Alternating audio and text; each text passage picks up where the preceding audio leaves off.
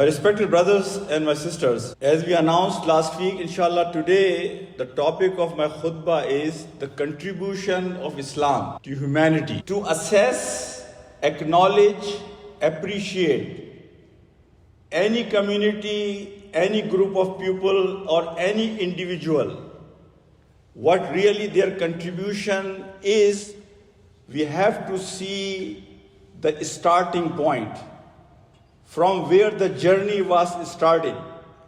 And then we will be able to appreciate and acknowledge the sacrifice, achievements, the contribution of that group and community. As we go back 1400 years ago, one thing we all will agree on this planet, either there were dynasties of Roman or Persian dynasty, or there was no rule, tribal system. Two superpowers and rest of the world was free world. Like Arab Peninsula, they don't have any organized system of living. There were just tribal systems. There was no human dignity. Yani humans were getting sacrificed just to please their false gods. The whole world was just fighting with each other to occupy more land, to have more resources.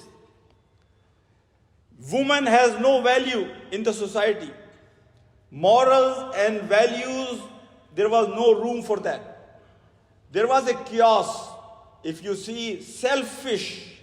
The whole world was acting selfish.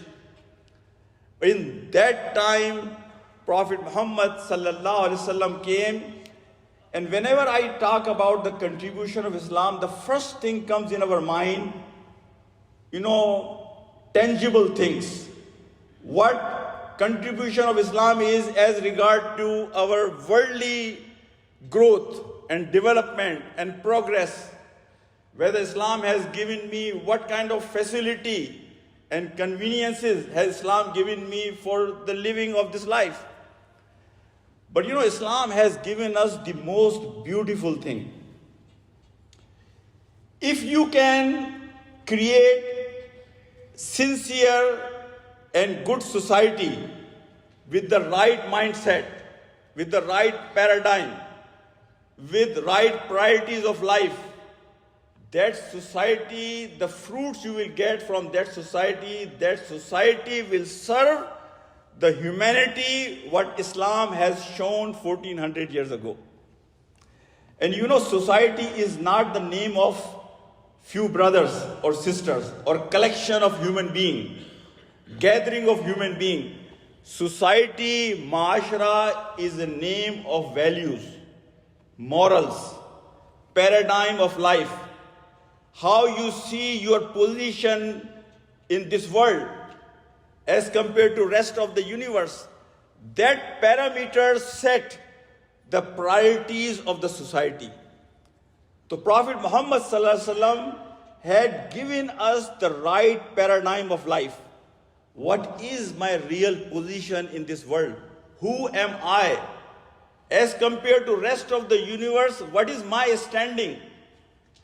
Who should I be responsible and accountable to? What will be my final destiny from this life? This whole mindset was given by Islam, and that is the key of prosperity and progress of any society and nation. Out of 124,000 messengers of Allah, no messenger has addressed symptoms of the society. Rather, they have confronted, they have addressed the root cause of all the problems of that society. No prophet came and said, I will relieve your poverty, or I will bring food on your table, or I will solve your social problem. No prophet claimed that. Rather, they addressed the root cause. If human beings will understand their right position, if they understand the meaning and purpose of their life, so after that, this whole society will follow the path. That path will be of peace. That path will be of success.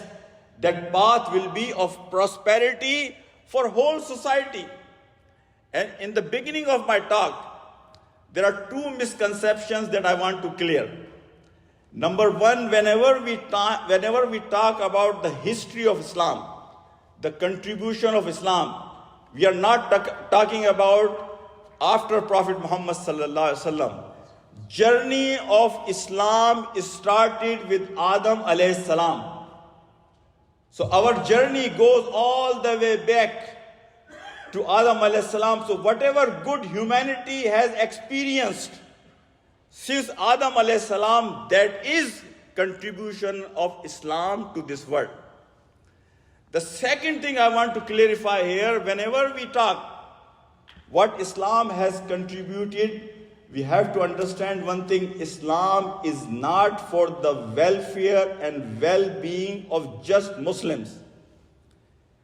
Whenever and wherever Islamic system of life was established, that system was beneficial not only for human beings but also for the animals of that area. So Islam is not just for Muslims or just group of people. Rather, Islam provides all the benefits and facilities regardless of their religion, regardless of their ethnicity, regardless of their color and group. And this is the beauty of Islam, and Islam has shown that to whole universe, whole entire humanity 1400 years ago, my brothers and my sisters. The second biggest contribution of Islam is that, for every invention and discovery, what is the most valuable thing? The most valuable thing is the idea. We all understand that idea, that is the most precious thing. Once you have the idea, then developing something on that idea is very easy. To develop, to duplicate, or to replicate that idea, that is very easy. What Islam has done, Islam has given us wus'at. Islam has given us direction. Islam has given us the broadness of our direction. Simt or uski wusat. Islam has given us a new horizon to think about. That this whole universe Allah subhanahu wa ta'ala has created for human being. And human being is the one about whom Allah subhanahu wa ta'ala has said again and again, وَلَقَدْ كَرَّمْنَا بَنِي آدَمَ وَلَقَدْ خَلَقْنَا الْإِنسَانَ فِي أَحْسَنِ تَقْوِيمٍ. The same human being who has no value before Islam, Allah subhanahu wa ta'ala is saying, وَلَقَدْ كَرَّمْنَا بَنِي آدَمَ. We have respected, we have given ikram, status, position to insan. So Islam gave this idea, this whole universe is created for the human being to serve, so they can explore. There is no end for them. They can explore as far as they want to go. So Islam has given us these ideas. And if I take you back, before Islam, there was no organized, moral, ethical way of government in this world. The very first established state based on morals and values and based on having opinions of the people was established in Medina.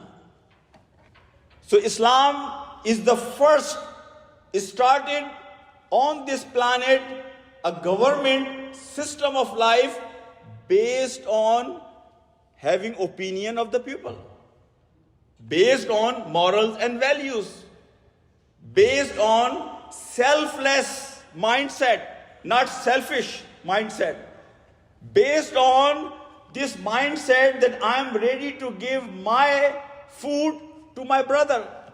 I am ready to sacrifice for my brother.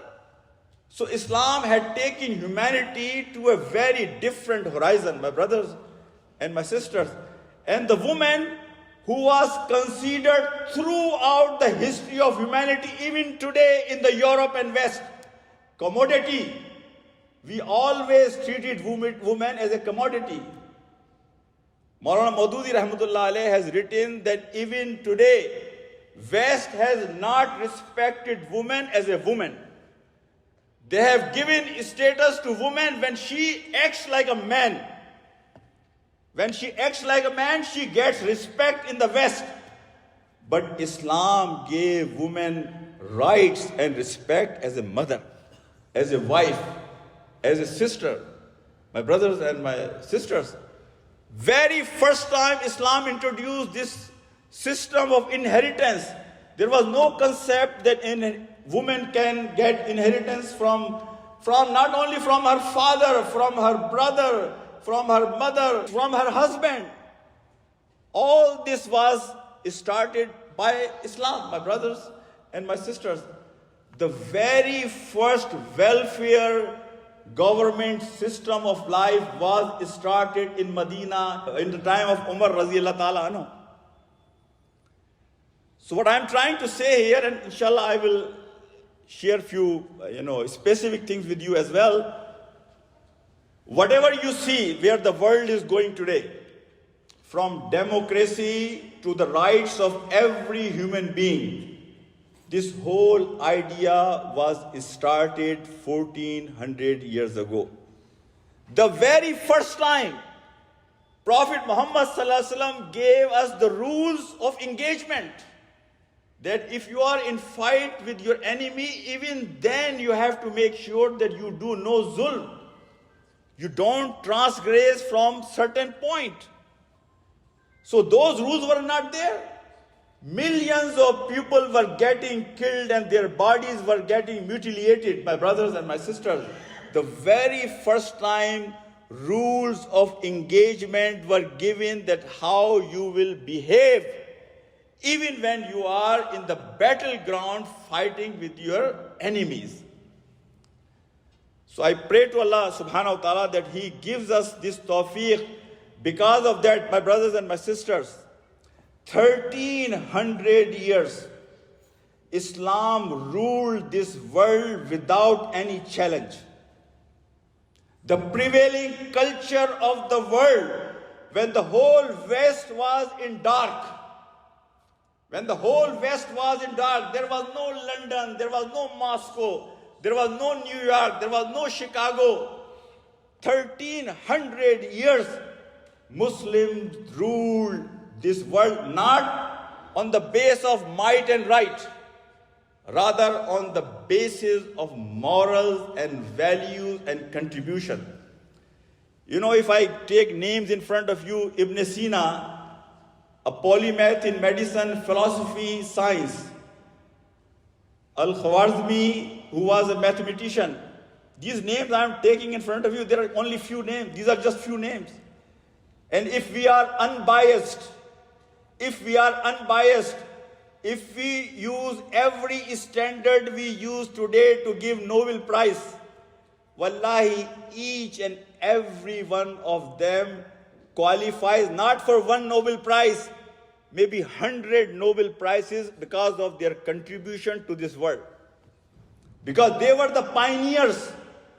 They were the ones, they had given new ideas to the world. Nobody knew about mathematics. Nobody knew about the radius of the earth. Nobody knew about the poetry, what Rumi has given poetry and philosophy to the world. And Ibn Rushd, who was a philosopher, Al-Farabi, who was also a scientist, Ghazali, Ibn Khaldun, Al-Razi, who was a physician, Ibn Haytham, Umar Khayyam, Biruni, who was also expert of astronomy. Islam gave us the concept about navigation, how you can use stars for navigation.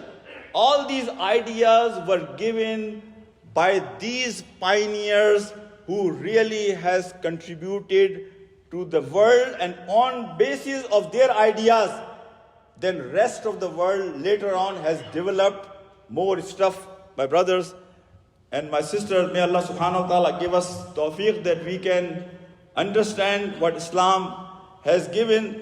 But the most important thing which I want to share with you, and I was waiting that more people will come inshallah, so then I will go on in that part in more detail. The most important thing, Islam has given us a beautiful society. Beautiful society based on morals and values.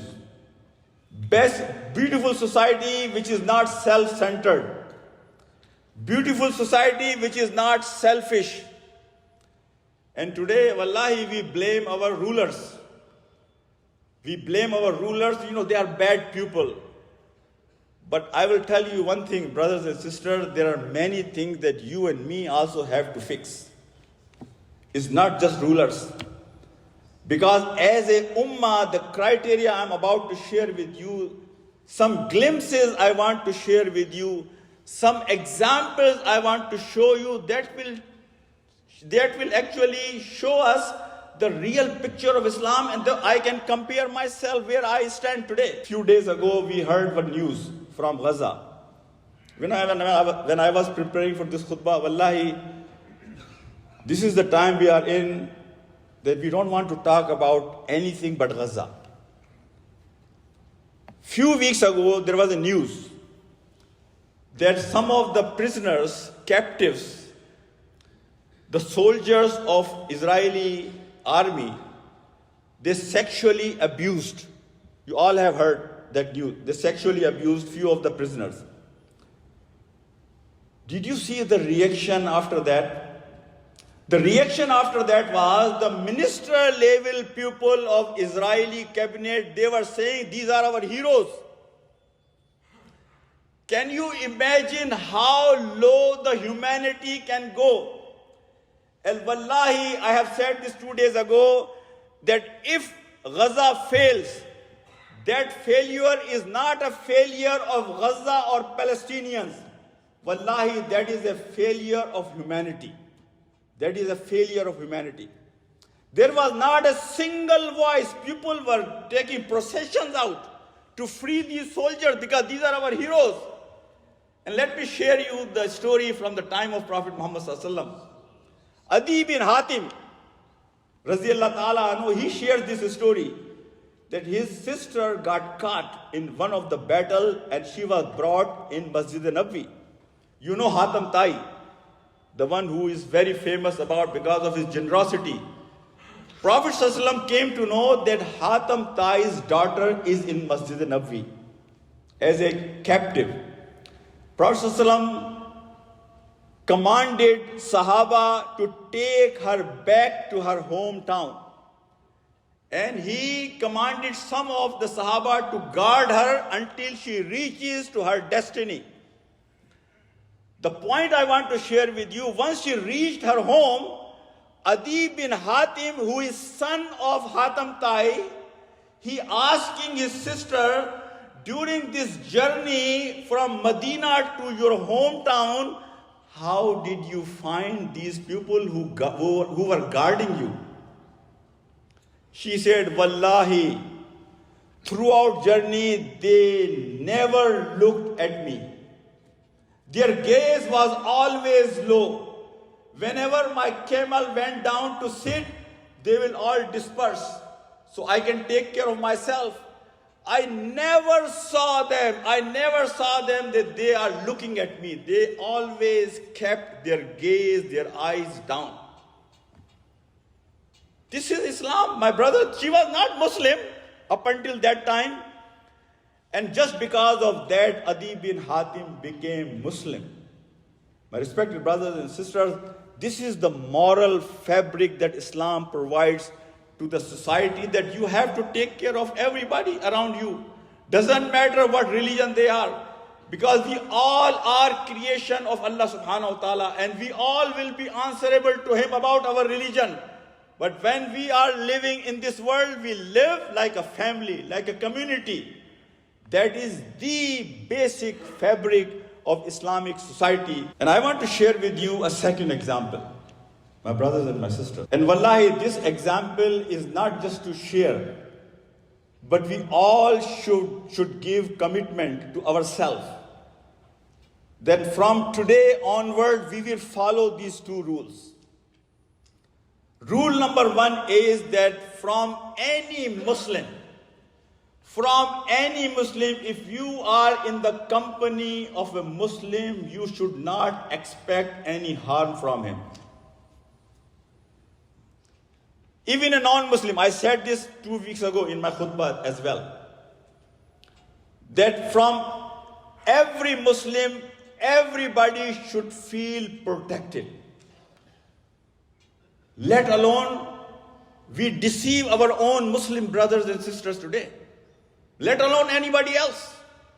Wallahi, we have reached to the bottom. Even brother to brother relationship has gone down so much that I cannot even give you examples, that I have so many examples that we have lost our trust even in our own families. But the rule of Islam is that if you are in the company of a Muslim, you should feel 100% protected, that nothing will come from him but something which can benefit me. Second rule, that if somebody does business with you, if somebody puts his trust on you, financial trust or trust in a broader meaning, don't undermine, don't put that person down who is putting trust on you.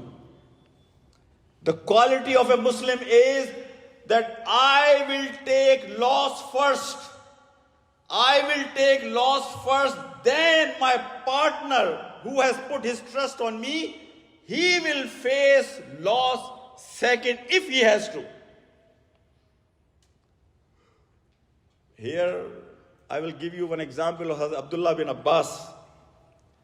Hazrat Abdullah bin Abbas, who is a cousin of Prophet Muhammad sallallahu alaihi wasallam, he sent his slave to a marketplace to buy one horse.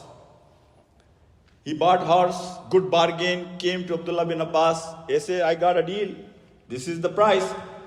Look at the mindset of a Muslim. Hazrat Abdullah bin Abbas says, it seems like it's a very cheap. You got good deal, but take me to the owner. And Abdullah bin Abbas walks, Razillah ta'ala anhu, to the owner. He says, you have sold this horse on a very cheap price. In my opinion, price should be more. The owner said with surprise, okay, if you are giving me more, that's fine. He kept increasing the price. Hazrat Abdullah bin Abbas, no, it should be more, it should be more. When he reached to certain price, Hazrat Abdullah bin Abbas tells to this person, if this was my horse, I would have sold this horse on this price. And this is what I'm going to pay you. My brothers and my sisters, I will conclude and I will tell you one thing. Wallahi, if we practice the beauty of Islam, and if we practice and share this beauty with our future generation, they will be proud on this deen. But if you and me will not practice and will not share with our future generation, we see decline in our numbers, in our morals, in our values, in our quality as a Muslim. I was reading about Amish community. Amish community lives in this country. If you go in Philadelphia, in this country where you see all the glitter, that we are so impressed with this glitter that we are ready to sacrifice everything of our life because of the glitter of this dunya. In this community, if you go and study the Amish community, they send their youth out, go and look around, experience this glamour of American culture up until you are 19. Experience, explore. And if you feel like that your values that we have taught you, they are more dearer to you, come back to our community, otherwise stay in America. You know their retention rate? Their retention ratio is 90% of their youth comes back to them. Comes back to those values their parents have taught, and we feel like they live in a maybe stone age. They are backward people. But wallahi, once they know the values of their faith, they understand this glitter, what you see, this glitter is just superficial on surface, but the life inside under this is a miserable life.